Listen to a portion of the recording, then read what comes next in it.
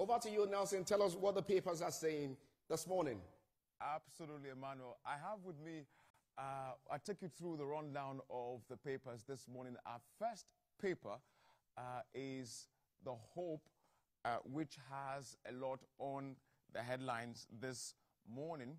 And we will begin with that.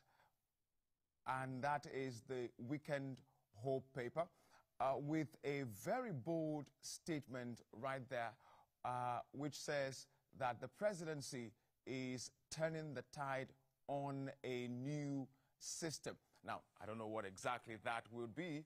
It would behoove you to open the paper and go straight to see what it is saying. The next on the rundown today is from the Tribune, and it has a very bold headline here which says, "Fear of terrorism grips the Southeast." Now, I don't know exactly what this fear is. You would have to pick up the paper so you can read. My apologies, the Southwest. You would have to pick up that paper so you can read to know exactly what is there. And the next one I'd like to bring you is the blueprint. The blueprint. The blueprint here has a very bold headline as well, which says, "Nigerians thumb down telecoms push for tariff hike, say they are extorting us." Frankly, I think a lot of persons are complaining, about the tariffs that we have to pay for different networks in the country, charges of different things that we probably don't even have an idea of. I think it is something that the Nigerian government needs to look into so that we can bring everybody onto the same page. And then, of course, we have the next, which is the platform. The platform here has a bold header as well. It says, "Oyo governor appoints Owade as Alafin amid kingmakers' rejection." There's been a lot of brouhaha about his appointment as the new Owade, as Alafin of the community.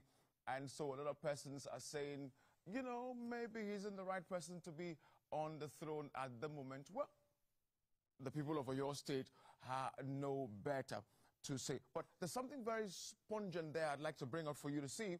It is distribution of power to states. The LGs equally, Bode Thomas or Bode George urges the federal government to so do. I can remember that the presidency had passed the LG autonomy that is now statutory, that the local governments in Nigeria now have their rights to run the system by themselves. And so everybody should fall in line. I'd like to take you straight to the Punch. The Punch newspaper. I like the way it sounds. Punch. Okay. The Punch newspaper has as its header here, "Wave of Terror." Wave of terror.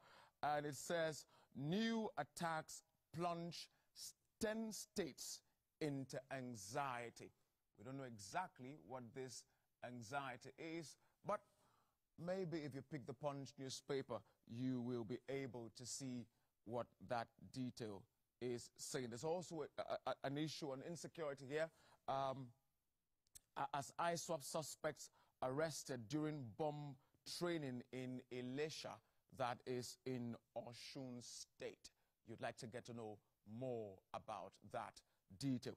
And in Kano, we're hearing that Emir Sanusi secures victory against Bayero as appeal court obtains Justice Liman's verdict. Remember that the Kano Emirate is undergoing a dual fight between who is the right emir to sit on the throne. But here, Emir Sanusi has been declared the right guy on the throne at the moment, as his appeal has been favored at the appeal court. I take you straight to The Nation news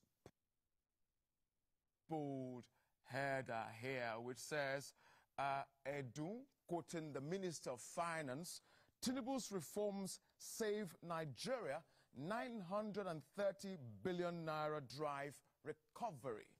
That is a major save And of course, we can attest in different ways how that the Tinubu-led administration is doing all it can to resuscitate the country's economy from what it was before. But there's something here to look out for. It's also on politics. Obasanjo is saying, I landed in jail because I couldn't keep my mouth shut. Well, typical of the former president to make very bold statements at different times.